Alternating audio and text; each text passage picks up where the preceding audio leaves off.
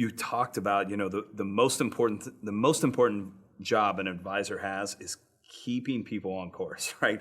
Trying to prevent them. So if that means you have to go more conservative, put some guardrails around so they don't do that. But then I think a second, you may share a little bit about that, but then secondarily to that is I think, what that allows money to do is to stay at work and to compound. And you talked a lot about just the power of compounding. And I think every advisor knows and hears that story, but sometimes I think we even don't give the power of compounding the credit it deserves. And you shared the Warren Buffett example of like his wealth compounding. So maybe just share both of those. Like, how can you put some guardrails to keep them from behaving the same way they behaved before if it was not smart? And then why does that make such a big difference? Because it allows that money to compound. I think the biggest thing about compounding, like the simple formula is the exponent is time. That's what's really driving everything is time.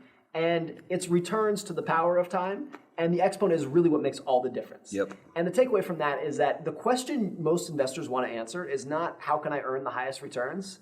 It's what are the best returns I can endure and sustain for the longest period of time. That's what really makes the difference. And earning a 30% return this year is great. Like that's awesome. You should celebrate that. But earning 10% for 30 years or 40 years, that's like completely out of the park, sensational. And so average for a long period of time is really where the magic happens in investing. Because most people cannot endure and sustain above average returns for a very long period of time. If you can be an average returns for an above average period of time, that's indistinguishable from magic in this field. And I think that's really I'm mostly a passive investor. It's not because I don't believe in active. It's not because I say no one can beat the market. That's not my view at all. There are a lot of smart investors who can beat the market and will continue to do it. But for me, if I can earn average returns for an above average period of time, I'll probably end up in the top 10% of investors at the end of my life. And that's good enough for me. Not only is it good enough, that's going to achieve every financial goal I have and then some.